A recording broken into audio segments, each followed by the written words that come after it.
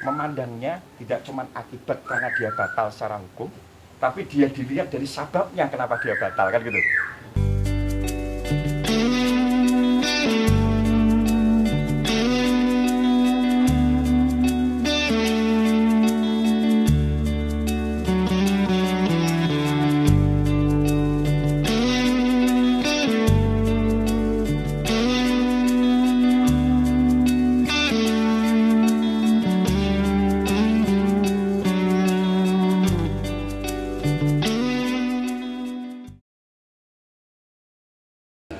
Nah, topik sore hari ini saya mencoba untuk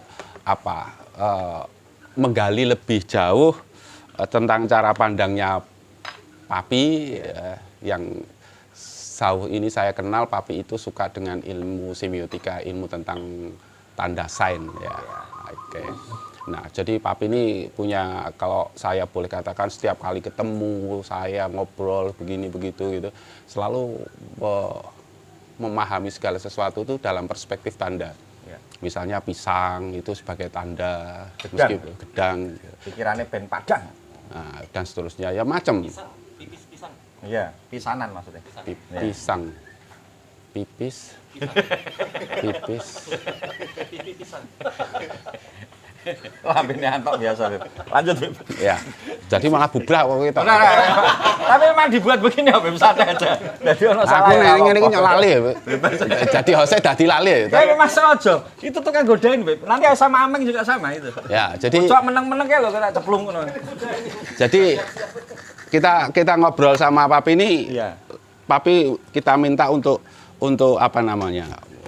Menggali lebih jauh tentang bagaimana sih Papi memahami sebuah tanda gitu. Ya. Karena Papi ini sukanya dengan cara pandangnya selalu dikaitkan dengan tanda gitu. Nah, ini sudah menjadi the way of thinking-nya Papi ini. Iya. Semiotika itu menjadi the way of thinking-nya Papi. Jadi memahami segala sesuatu tanda, dan itu sebagai identik ciri ya hampir semua orang. Saya pikir bangsa manapun itu selalu memahami dengan tanda. Orang Jawa juga seperti itu, semua orang Cina juga tanda gitu ya. Simbol-simbol itu suka. Simbol itu karena simbol itu lebih universal, lebih indah daripada sekedar bahasa biasa. Bahasa itu kan lugas saja. Bahkan bahasa itu juga kadang harus digunakan sebagai perspektif lain itu. Sebagai tanda. Nah, oke. Tema kali ini Papi untuk kita minta untuk menjelaskan perspektifnya wudu lah, wudu dalam kaitannya rezeki menungso gitu. Ya, wudu itu dalam hubungannya itu. Nah, kalau kita air ini, sebenarnya air sendiri sebuah lambang. Sebenarnya air itu lambang. Ya, air itu juga lambang. Ya kan. Kemudian bagian-bagian yang di dalam wudhu itu ada bagian-bagian yang wajib memang harus dibasuh gitu kan. Harus dibasuh. Jadi airnya itu ada maknanya, membasuh itu juga mengandung makna. Jadi kita tidak memahami membasuh itu hanya menyentuhkan atau meanukan air ke wajah, tapi lebih dari itu kita akan coba Papi ini supaya menggalinya, menjelaskan lebih jauh. Nah, kemudian yang pokok itu adalah 5 kan?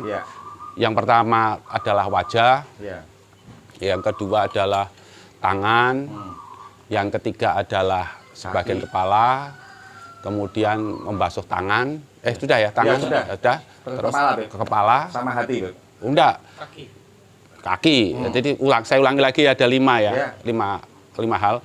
Pertama membasuh muka, kedua membasuh tangan, ketiga membasuh sebagian kepala, terus keempat kaki. Kurang 1? Ya itu tadi niat. 5 sama niat. Iya. Niat itu. Ya itu 5 itu. Nah, mungkin kita akan mulai dulu dari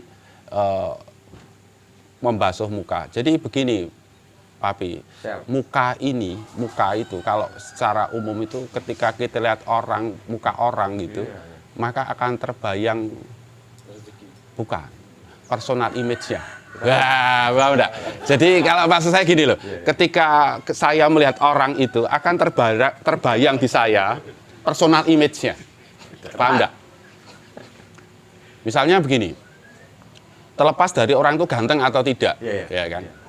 Kamera langsung ngesut ganteng atau tidak tadi itu ke Kiki, terus ke Andri, gitu caranya.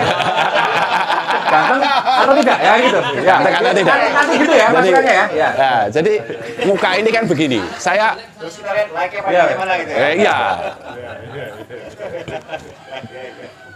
Jadi saya mau bicara dulu begini. Nah, Sebelum Pak Api menjelaskan lebih jauh, saya ingin memberikan pemahaman apa yang saya tangkap dulu. Jadi ketika orang melihat wajah orang, Iya. itu akan terbayang personal image-nya. cocok. Betul itu. Jadi wajah ini kemudian tidak, di balik wajah ini ada sesuatu yang menarik itu. Nah, ya toh. Misalnya ketika seseorang itu pernah bohong gitu, maka ketika saya melihat wajah dia akan terbayang di saya secara tidak sadar bohongnya. Iya, iya. Personal image, oh dia pembohong. Iya. Nah itu. Nah jadi wajah ini ternyata bukan wajah sekedar wajah fisikal, Ya. tapi wajah fisikal, Ya. non fisiknya itu, paham Ya. enggak? Paham enggak? Iya. Nah, kalau menurut Papi fungsi membasuh ini wajah itu seperti apa? Iya, ya. Ketika Papi lihat Albert bisa. Ini kelihatan kalau kepengen nikah ya. Bujang gitu. Ya, karena dia bujang. Ya, gitu loh. Personal image-nya itu Iya, itu. iya. Kalau lihat Kiki, Beb, itu kelihatan mau nambah. Dia nggak mungkin cukup cuma satu, Beb, kalau Kiki itu, Beb. Kalau dilihat dari auranya itu, Jin. Iya, Pak. Hmm. Itu salah satu. Tapi memang simbol ya, tanda itu memang luar biasa sebenarnya. Contoh yang sederhana. Kenapa Habib tadi juga nyampaikan itu berlaku universal. Bahkan melebihi dari bahasa lisan.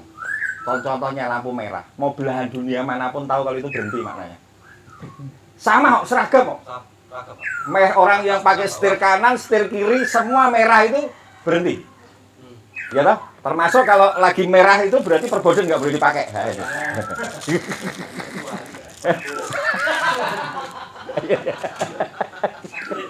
Itu betul, maksudnya gitu. Itu yang dimaksud dengan Habib tadi bahwa memang Mabuk simbol merah itu. di- Lampu merah tetap terus. Habib. Oh, tak kira mabuk bojomu nganu. Aku kaget deh. Dan itu Termasuk juga hijau, ya kan? Hijau mau dimanapun itu pasti dia maknanya jalan. Ya kan gitu. Apalagi kalau kita telusuri lebih detail lagi, hijau itu berkaitan dengan makna alam. Artinya hidup, jalan hidup. Ya kan gitu. Kuning itu mesti hati-hati toh. Dan itu berlaku seluruh dunia loh. iya. Itu hebatnya bahasa simbol. Tapi bisa juga makmur. Habib. Oh iya, bisa juga. Tergantung gitu. Kalau kayak kamu belum makmur, memang memahami itu adalah kemakmuran, ya kan gitu. Saiki iki njuk aku ki statuse wong Jawa dhewe. Iya, ya enggak apa. Loh, salah. Ini Habib ini ada di hati kita ya, tetap. Itu berat, saudara. Ini juga termasuk juga tadi ketika kita Habib memaknai tentang wudhu ya. Berwudhu, membasuh, kenapa harus dengan air gitu kan? Kenapa kok tidak dengan yang lainnya? Terus ketika memang tidak ada air, alternatif kedua itu pakai apa? Debu. Semua berkaitan dengan tanah. Karena memang unsur penciptaan manusia itu memang berasal dari tanah. Dan kalau kita belajar sedikit tentang ilmu fisika, ketika sesuatu asalnya dari sana, itu untuk mengenalkannya ada harus dari situ gitu. Grounding. Iya, fungsi grounding. Lutfi kayaknya Menteri Perdagangan tahu. Tantangan. Suka groundbreaking gitu. Gron-gron wae. Iya. Jadi ya sama, tadi juga. Jadi sebenarnya kayak aturan tentang wudhu dan segala macam, ketika kita ngelihat aturannya saja, seperti kita bekerja, ketika kita ngelihat aturan itu kan sebenarnya itu catatan yang tersuratnya. Tapi sebenarnya ada makna di dalamnya itu ada maksudnya. Yang kalau kita pakai bahasanya Mas Anto itu makna tersirat gitu. Nah kadang kenapa orang itu suka memudahkan, mensimpelkan itu hanya dengan melihat mana tersuratnya aja. Padahal itu ada maksudnya di makna tersiratnya itu. Contohnya kayak tadi Habib menghentikan bahwa ketika kita berwudu, batal wudu karena sabab kita itu misal kentut. Kok tidak yang dibasuh, kok tidak yang sumber kentutnya, atau kencing kayak dibasuh itunya, atau pas kita BAB misal. Tapi kenapa yang dibasuh itu muka tadi, tangan, kaki, bahkan ada niat yang harus juga diutarakan terus kepala. Ya karena kita melihatnya begini. Hal yang berkaitan dengan itu sangat filosofis, itu memang benar. Karena memang ini bukan nggak ada maksudnya gitu. Dilihatnya dari apa? Waisaidul sababnya itu ketika BAB kita itu berkaitan dengan apa yang dimakan. Oleh karena apa yang dimakan, ketika kita makan pun ada proses kan gitu. Ada proses untuk mencari makan, kita bekerja, mau apa, atau kita mau apa, dan segala macam itu berkaitan semua dengan organ tubuh kita gitu.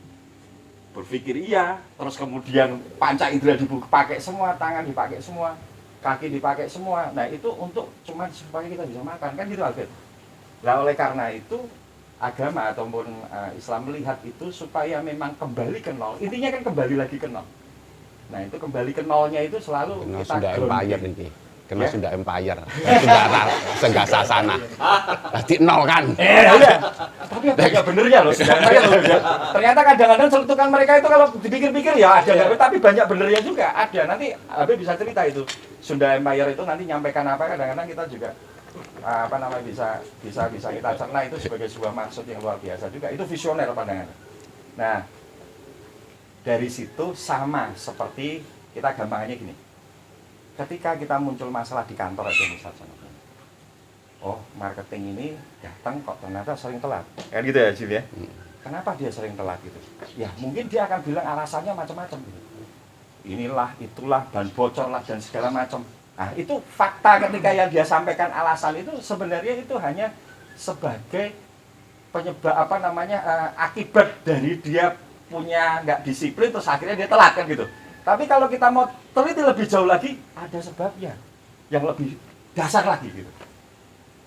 Kita pakai logika. Ketika kita ngapel pacar aja, kita kadang nggak usah dibilangin, kita berangkat sendiri. Kenapa begitu? Ada dorongan semangat. Ada kita pengen segera ketemu karena kangen segala macam, nah kan gitu. Akhirnya apa? Sudah nggak lihat lagi, capek ini segala macam jalan.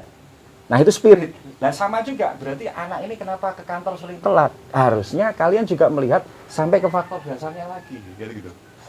Bahwa ternyata sababnya dia tidak sekedar karena mungkin tidak ada motor, karena bangun kesiangan, karena tidak, ternyata enggak. Mungkin hal yang ke kantor ini masih menjadikan dia hal yang momok gitu, bukan sesuatu yang semangat seperti ngapelin pacar kan gitu. Berarti kitanya yang tidak mampu memberikan semangat ke dia, membuka pikiran dia supaya memang berangkat ke kantor itu seperti tadi itu. Mau ketemu sama pacar itu tadi, ya tadi. Kalau dia memang menyadari itu, pasti kendala apa aja dia hajar. Nah itu ketika melihat masalah itu, satu-satu kita lihat bukan cuma akibat dari masalahnya, tapi juga penyebab masalahnya juga harus kita selesaikan gitu loh.